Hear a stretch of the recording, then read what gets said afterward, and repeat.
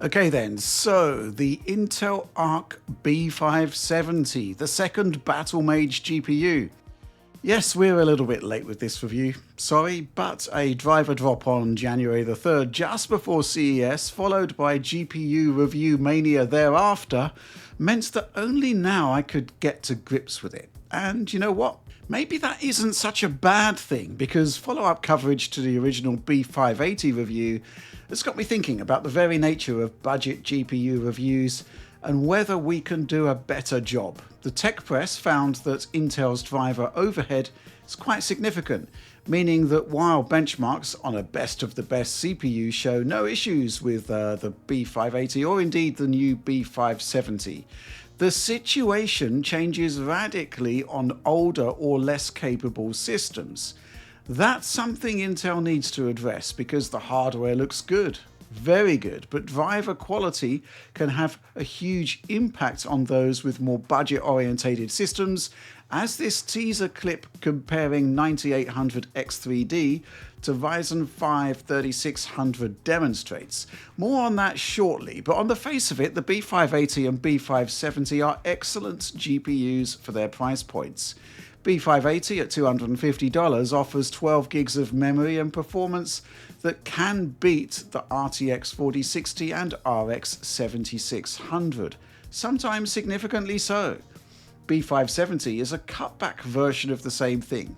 Less performance, less RAM, but I'd argue that a 10GB GPU that costs just $220, well, that's going to be actually quite compelling, isn't it? Still, here's how the specs pan out. 20xe cores on the B580 drops down to 18 on B570. Same with RT units. XMS AI engines also get a haircut, dropping from 160 to 144. Clock speeds, obviously they're going to drop too, but only by around 6%. More impactful, maybe, will be the change to the memory subsystem. B580's 192-bit bus drops down to 160-bit, meaning that B570 gets 83% of the B580's bandwidth. Power drops significantly too, as you can see. Here in Alan Wake 2, B570 gets around 89% of B580's performance for 89% of the power. However, RTX 4060 here actually beats the B580 and does so using just 80% of the power. RX 7600, the most performant here, 7 points clear of B580 but requires 6% more power. In terms of power efficiency, AMD inches ahead of Intel, but Nvidia is way ahead of everyone else. Both B570 and B580 are operating at just 4 joules per frame. AMD is just beneath, while Nvidia is way ahead at just 3.19 joules per frame. Looking at Hellblade 2 here, B570 has 87% of the B580's performance using 88% of the power, while RTX 4060 is 9% clear overall, using just 85% of the B570's power. RX 7600 isn't doing particularly great here. 83% of B570's performance while using 15% more power. On the final tally, where lower numbers are better, AMD averages 4.74 joules per frame, both B580 and B570 around 3.4 joules per frame, but Nvidia way ahead with just 2.7. Finally, let's look at some ray tracing in Avatar Frontiers of Pandora. Similar story stacking up here. B570 against the 580, 87% of the performance while consuming 89% of the power. RTX 4060 runs almost 13% faster while using 82% of the B570's power, while RX 7600 lags badly. 72% of B570's performance while using around 2% more power. In this scenario, with 4.29 joules per frame, AMD is last in the efficiency stakes by quite a margin, while B570 significantly better at 3 joules per frame. B580 a touch better at 2.94, but again 4060 is most efficient, just 2.2 joules per frame. Moving into general performance, we'll kick off with Alan Wake 2 with low RT enabled and direct lighting active. Anything higher and we're talking about path tracing. Remember, we're benching here at native 1080p while PS5 isn't even attempting RT until you get to the Pro console. Here, in a truly demanding game scene, frame rates in the 20s are actually quite understandable. B580 15% clear of B570, while the 4060 is 5% ahead with less stutter. I've included RTX 3060 here to overcome potential 8GB VRAM issues, and the B570 handily ahead by 13%. It's difficult to find price competitors to the B570, so here's my alternative group test. Last gen Intel and the RX 7600. What's pretty impressive here is the gen-on-gen improvement going from Alchemist to Battlemage. B570 is 10 points ahead of the A770 and 20% clear of the A750. RX 7600 musters only 76% of the B570's performance, meaning that the new Intel card is 31% ahead. Interesting stuff as we return to Avatar Frontiers of Pandora, a game with ray tracing baked in. Frame rates are relatively high, frame times are stable. Here, the B570 kind of sits in a middle ground between RTX 3060 and 4060. Intel card 10% faster than the Ampere Mega Seller, but only has 88% of 4060 performance. B580, 17% ahead. Looking at the second group test, there's not much to split A570 and A770, but B570 bodies the RX 7600 with a 19 percentage point lead. Dying Light 2 here, and again we're operating with full ray tracing enabled. Frame rates again are relatively low, but they are playable, and remember we are operating with all RT features active. Not using upscaling either, even though the game supports all of them. There's an 18 percentage point lead for the B580 up against its cheaper alternative here, while RTX 4060 is just 3% ahead, meaning you're getting a 17 percentage point lead up against the 3060. Looking at the second group test, there's very little to differentiate B570 from the outgoing A750 and A770, but the new card is slightly ahead. Again, we're in RT territory here, so the RX 7600 is left behind. B570, 28% to the better. F1 24 with full ray tracing effects enabled. Yes, we're still in healthy territory frame rate wise, without needing to tweak settings or use upscaling, though of course those options are there. We got just a 12-point lead for the B580 up against B570, but 4060 has a 7 percentage point lead. B570 has 3060 level performance on this one, I'd say, while handily outperforming both A770 and A750 by around 20%. On this particular title, I found that the gap between Intel and AMD closes significantly. B570 is only a couple of percent clear of the 7600. Again, I'm quietly surprised by Hitman World of Assassination, as this game doesn't spare the horses in terms of RT features, and yet here we are with frame rates averaging in the high 40s fully maxed.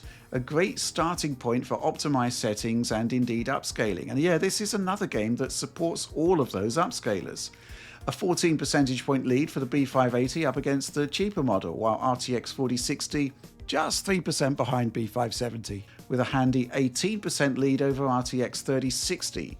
Again, looking at the second group test, there's little to tell the B570 apart from its Alchemist predecessors overall, but that 41 percentage point lead over the RX 7600 is pretty impressive, right? AMD is really going to need to bring its A game for whatever RDNA 4 successor turns up in this particular category of GPU. I usually weigh more towards RT benchmarks in this modern gaming era, but I've balanced things up a bit more with rasterization numbers here in the budget space.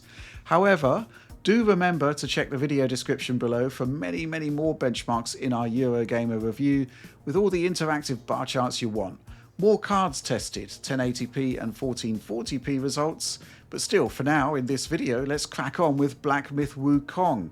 I call the Intel results here disappointing and under par, just a 10% lead for the B580 over B570, while RTX 4060 screams ahead with a 22 percentage point advantage. Even the old RTX 3060 has a lead, a small lead over the 570, but a lead nonetheless, and that's a 2020 product, remember. Looking at the alternative group test, the idea of B570 delivering A750 performance is a bit poor. with A770 5 points ahead. With RT as the focus earlier, the RX 7600 was roundly thrashed at practically every turn, but here we're looking at nigh on parity with the B570. So we're talking about percentage differentials here expressed across the entirety of a very long benchmark sequence. But looking at the in-the-moment results there, you can't help but notice that the differentials vary dramatically across the course of the sequence. Possibly we're compute limited in some areas, possibly bandwidth limited. And the variation in the moment is such that I do wonder how useful an overall average actually is. Forza Horizon 5, kind of curious as headline results look mediocre. B580 12 points ahead of B570, but the RTX 4060 is way ahead with an 18-point lead over the new Intel card.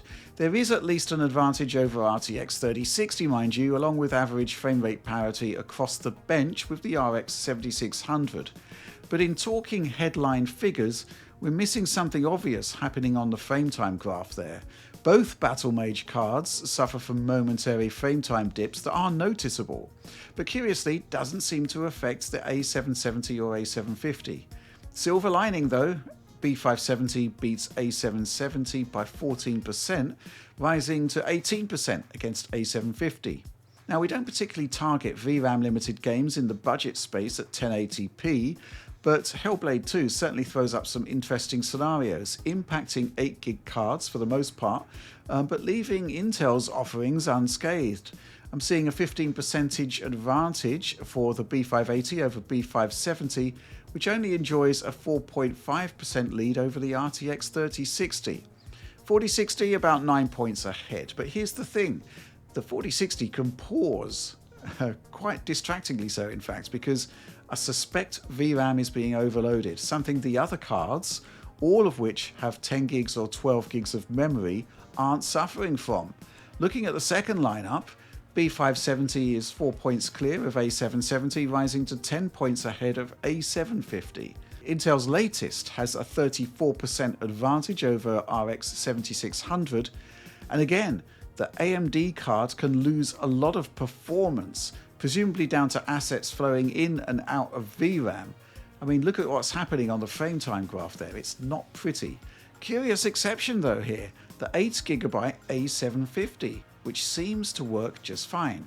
So in summary then, Intel redefined value with the B580, a 12GB card that could beat the RTX 4060, and did so while costing $50 less. And it's even cheaper than the RX 7600, which it definitely beats quite convincingly, which was a $270 product. And well, let's look at the B570. The results are more variable. It may have more memory than the 4060, but it's not an outright winner in performance terms. But the thing is, at $220 with 10 gigs of RAM, the value proposition is frankly immense. If you want 15% more performance, get the B580 and get an extra couple of gigs of memory into the bargain. Assuming you can buy one, that is. Except, well, in order to isolate pure GPU performance for this review, and for most of the reviews out there, we use ultra powerful CPUs, right? Like the Ryzen 7 9800X3D. And the concept that a $200 GPU will be paired with a $480 CPU is not particularly realistic. It's convenient for us in order to isolate pure GPU performance. But the point is that to get the best out of Intel, well, you need a PCIe 4.0 motherboard that supports resizable bar, that resizable bar actually being crucial to good performance. And you'll also need a CPU that supports PCIe 4.0. Other press have shown that a more budget-orientated build can lead to suboptimal results. And beyond rebar and PCIe bandwidth, the software behind Arc has a sizable CPU overhead that other vendor cards do not. But how to test it? Well, I came up with a very simple idea. Plug the B570 and the RTX 4060 for that matter into a PCIe Gen 3 motherboard paired with a Ryzen 5 3600, the classic. And then let's bench using a variant of our CPU test suite, using settings broadly equivalent to what the consoles are doing. In line with what we should expect from budget hardware. What happens? Well, I'd say that all hell breaks loose. The Cyberpunk 2077 benchmark running at the equivalent of PlayStation 5 performance mode settings. At 1080p, Arc B570 retains just 39% of its performance when running on a Ryzen 5 3600, up against the 9800X3D. But the 4060 is also hammered. Half of its performance is gone. However, while the CPU is clearly the primary limitation, RTX 4060 on 3600 is running 45% faster than Arc, which does show that the B570 and, by extension, the B580 will be hammered more in CPU-limited situations like this than a GeForce card. 1440p next in the same run. With the Ryzen 7 9800X3D, RTX 4060 only has a 6-point lead over B570, but if we swap to the Ryzen 5 3600, the 4060's lead extends to 37%. We should be CPU limited to the same degree on both GPUs, but we aren't, and the difference here must be driver efficiency, where Intel is lagging significantly behind Nvidia. And that even extends to 4K, where we really should be expecting the GPU to have much more of a say on overall performance. And here we find something interesting. Perhaps owing to PCIe bandwidth limitation, the 4060 fails badly when paired with 9800X3D. B570 is now 14% faster when it was slower at lower resolutions. However, paired with the Ryzen 5 3600, the 4060 is now 34% faster overall. Yes, frame times are poor with the 3600 in pretty much all of these examples, but even so, you're losing much more of your performance with a cheaper CPU with Intel than you are with Nvidia, and chances are it'll be the same with AMD based on some of the testing I've seen elsewhere. Starfield next, and it's probably the biggest tell, but also shows that perhaps drivers have issues beyond their CPU overhead alone. At 1080p, even with the 9800X3D, 4060 beats B570 by 24%, which really shouldn't be happening. Switch over to the Ryzen 5 3600 and the 4060 is now doubling overall B570 frame rates. And yeah, those frame times on Arc, the dark blue line there on the frame time graph, that's awful. It's pretty damning. And it's pretty much the same thing at 1440p. A 22.5% advantage for 4060 with the 9800X3D rises to a 109% performance advantage with the Ryzen 5 3600. Here, the 4060 returns 96% of its performance up against B570 at just 56% of its performance. And yeah, at 4K, well now this is really getting interesting. The 4060 should be hammered by PCIe bandwidth limitations, but instead it's 79% ahead of B570. However, switching to performance differentials, with the Ryzen 5 3600, RTX 4060 is now 81% ahead. Both cards have lost around 60% of their frame rate in moving from 9800X3D to Ryzen 5 3600. Thing is, the RTX 4060, look at the frame time graph there. It's kind of consistently slower, if you like. Frame times on Arc are just terrible, no matter what resolution you game at. I honestly don't think this is intended behavior. Now, the one caveat I'm going to include here is that by using our CPU test bench, even with console equivalent settings, we are specifically highlighting CPU intensive areas. But the bottom line is this. We spent a lot of time talking about how decent the B570's performance is for the price, but we're basing those determinations by testing the card on a high-end system with a Ryzen 9800X3D, and I'd bet that even on a PCIe 4 system with a Ryzen 5600 or 5600X, it would still lag behind GeForce to varying degrees in similar CPU-intensive scenarios. So to get better performance from Arc in those CPU limited areas, you will need a better, more capable, more expensive CPU. And that's something to think about because certainly the role of the CPU in today's gaming is only becoming more and more important, which makes me think we need to say more about this kind of thing going forward, especially in budget-orientated GPU reviews. So plenty for me to be thinking about as the 5060 Ti and 5060 reviews hove their way into view on the schedule up ahead. But that's all from me for now, so the usual outro stuff applies, specifically liking, subscribing, sharing, bell ringing for notifications on new DF content. You all know the score by now, right? But I will emphasize again the importance of the DF supporter program. It's your support that makes what we do possible, and what you get in return consists of good stuff, like high quality video downloads of everything we've done since late 2016, early access to content including DF Direct Weekly, the chance to help shape the show, early access to a bunch of stuff actually, weekly news updates from the team. Yep, we're really proud of the supporter program and the community that's grown up around it. But that's all from me for now. Thanks for watching and supporting Digital Foundry.